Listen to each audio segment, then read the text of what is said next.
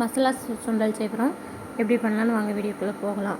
First ஒரு mixie ஜாரில் ஒரு வெங்காயத்தை சின்ன சின்னதாக கட் பண்ணி எடுத்துகிட்டு 3 பச்சை மிளகாய் 2 தக்காளி குட்டி குட்டியாக கட் பண்ணி எடுத்துகிட்டு அப்புறம் இஞ்சி பூண்டு பேஸ்ட், இஞ்சி தனியாக இருந்தால் போட்டுக்கோங்க, இல்லை இஞ்சி பூண்டு பேஸ்ட் போட்டு நல்லா அதை அரைச்சிக்கோங்க. அதுக்கப்புறம் கடாயில் எண்ணெய் ஊற்றிட்டு அந்த அரைச்சதை வந்து வெங்காய ஸ்மெல்லு இஞ்சி பூண்டு ஸ்மெல்லு போகிற வரைக்கும் நல்லா வதக்கி விட்டுட்டு அதுக்கப்புறம் மசால் பொடி போடுறோம். 1 டீஸ்பூன் வந்து வீட்டில் அரைச்ச மசால் பொடி, 1/4 டீஸ்பூன் வந்து கரம் மசாலா, 1 டீஸ்பூன் வந்து மிளகாத்தூள் போட்டுட்டு ஃபுல்லாக நல்லா வதக்கி ஸ்மெல் போகிற வரைக்கும் நல்லா வதக்கி விட்டுக்கிட்டே இருக்கணும்.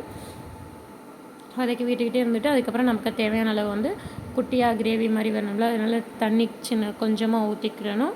ஊற்றிக்கிட்டு கொஞ்சம் நல்லா எண்ணெய் பிரிஞ்சு வருது வரைக்கும் விட்டுட்டு அதுக்கப்புறம் நம்ம ஃபஸ்ட்லேயே வந்து சுண்டல் அல்ல பட்டாணி எது நமக்கு வேணுமோ அது வந்து வேக வச்சு நைட்டில் ஃபுல்லாக ஊற வச்சுட்டு ஒரு 8 ஹவர்ஸ் ஊற வச்சுட்டு அதை வந்து அவிச்சு எடுத்துக்கிடணும். தண்ணி ஊற்றி உப்பு போட்டு அதுக்கப்புறம் அதை வந்து இதில் தூக்கி விட்டோம்னா அது கொஞ்சம் நல்லா கட்டி ஆகிற வரைக்கும் விட்டுட்டு ரொம்ப நேரம் கொதிக்க விட தேவையில்ல.